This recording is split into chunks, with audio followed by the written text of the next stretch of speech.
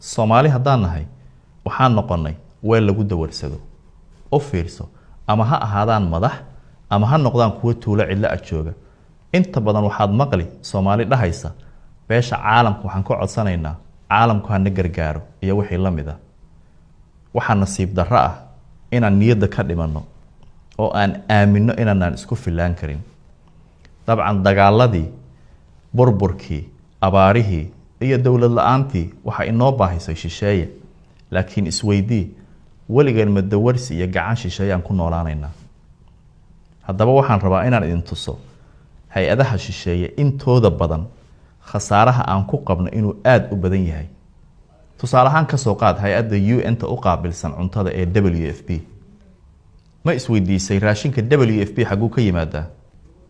siduu maabkoodan tusayo hal kama iibsadaan beeralayda Soomaali waa 1 kiilo oo raashin ah wadamada uu ka yimaado waxa ugu badan kuwa horumaray sida Mareykanka iyo Yurub Mareykanku raashinka uu dhiibo waxa loo yaqaanaa surplus waa hambada ama haraaga ay bulshadooda u quuri waayaan waa raashin muddo badan yaalay u badan tahay inuuna ku haboonayn xoolo in la siiyo iska dhaaf bini aadame sida kuwan dhowr bilood ka hor lagu qabtay Muqdisho oo aan dalsoor ku soo bandhignay waxa lagu qabtay garoonka diyaaradaha raashin dhacay oo ay leedahay hay-adda la yiraahdo WFP xaqiiq ahaan Mareykanku isaga faa'iidooyin badan ku qaba inuu raashin qashin ah inagu soo daadiyo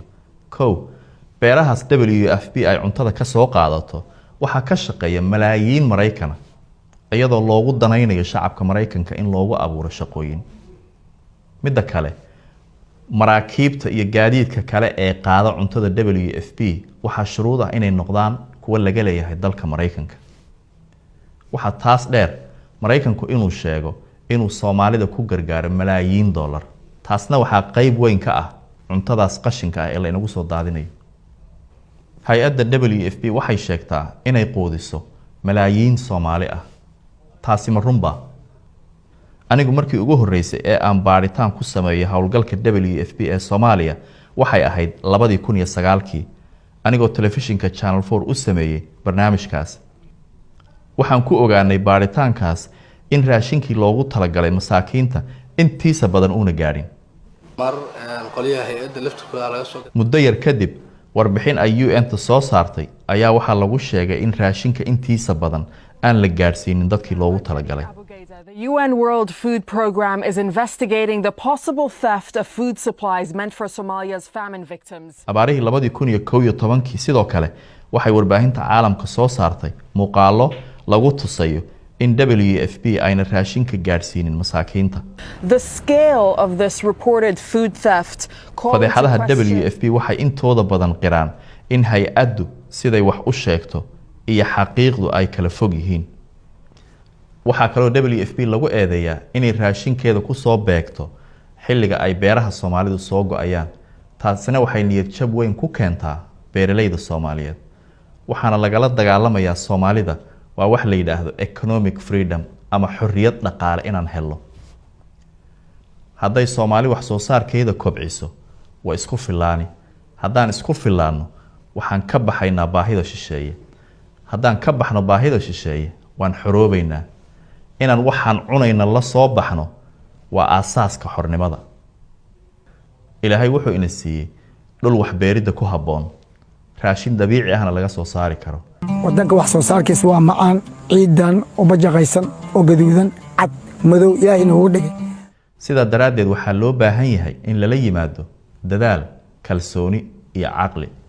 maamulada ka jira Soomaaliya waxaa loo baahan yahay inay ogaadaan dawarsigu dhibka uu leeyahay ayna ku qasbaan hay-adaha shisheeye inay ka iibsadaan raashinka beeralayda Soomaaliyeed ayna keeninna waqtiga beeruhu ay soo baxayaan ganacsatada iyo shirkadaha Soomaaliyeedna waxaa loo baahan yahay inay yareeyaan raashinka ay dibadda ka keenayaan ayna maalgelin ku sameeyaan sidii ay wax soo saarka dalka u kobcin lahaayeen taasay faa'iido ugu jirtaa iyaga ummaduna horumar ku gaari kartaa shacabkana waxaa la gudboon inay cadaadis saaraan maamulada shirkadaha iyo ganacsatada Soomaaliyeed si muhiimadda loo siiyo wax soo saarka dalka.